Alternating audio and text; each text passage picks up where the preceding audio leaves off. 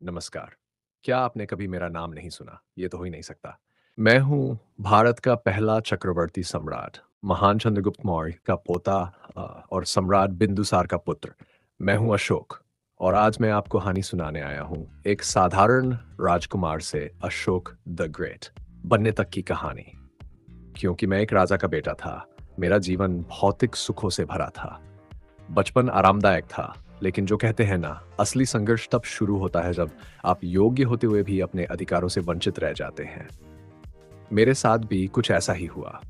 अगर दो लाइनों में कहूं तो देखने में युवराज नहीं तो गद्दी का अधिकार नहीं, योग में संपूर्ण हूं फिर भी जिम्मेदार नहीं। जी हाँ, न तो मैं देखने में सुंदर युवराज लगता था, न ही मैं अपने पिता सम्राट बिंदुसार का लाडला था।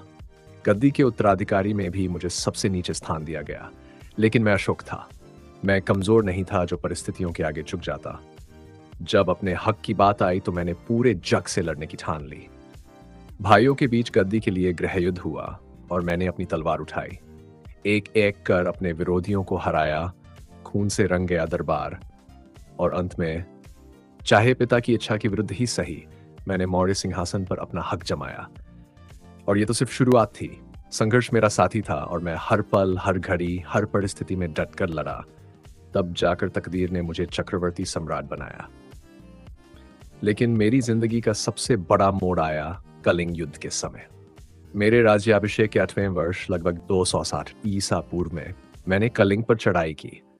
मैंने कलिंग के राजा अनंत पद्मनाभन को संधि का प्रस्ताव दिया था, लेकिन उन्होंने जंग चुनी और कलिंग की जनता भी युद्ध के लिए तैयार थी। और फिर युद्ध का शंखनाद हुआ, मेरी विशाल सेना ने तलवार उठाई और खून की नदियां बह गईं। मैंने अपनी तलवार से ऐसा भयंकर विनाश किया कि खोपड़ियों का ढेर लग गया। लेकिन इसी विनाश को देखकर मेरा मन विचलित हो उठा। उस खून खराबे ने मुझे अंदर तक हिला दिया। यहीं से मैंने अपनी युद्ध नीति को छोड़कर धर्म नीति अपनाई। मैंने बौद्ध धर्म ग्रहण किया और अहिंसा, करुणा और सत्य के मार्ग पर चल पड़ा। मुझे समझ आया कि असली विजय तलवार से नहीं, प्रेम और शांति से होती है। मेरे जीवन का उद्देश्य बन गया जन कल्याण। मैंने शिक्षा, न्याय और शांति की स्थापना की। मेरे आदेश पत्थरों और स्तंभों पर लिखे गए जो आज भी मेरी सीख को दुनिया तक पहुंचाते हैं। मेरे बारे में हर किसी के मत अलग अलग हो सकते हैं।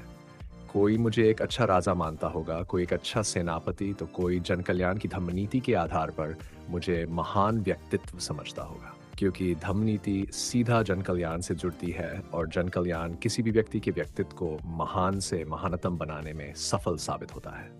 मेरी कहानी ये सिखाती है, शक्ति से बड़ा धर्म है, तलवार से बड़ी करुणा है और विजय से बड़ा प्रेम है। इसके अलावा आप ये भी सीख सकते हैं कि किसी व्यक्ति का बाहरी स्वरूप कैसा दिखता है, गोरा है या काला, छोटा है या लंबा, दुबला है या मोटा, इन सबसे कोई फर्क नहीं पड़ता। अगर आप में सच्ची लगन है, मेहनत करने की भूख है और आप में योग्यता है, तो आपकी सफलता अवश्य आपके कदम चूमेगी।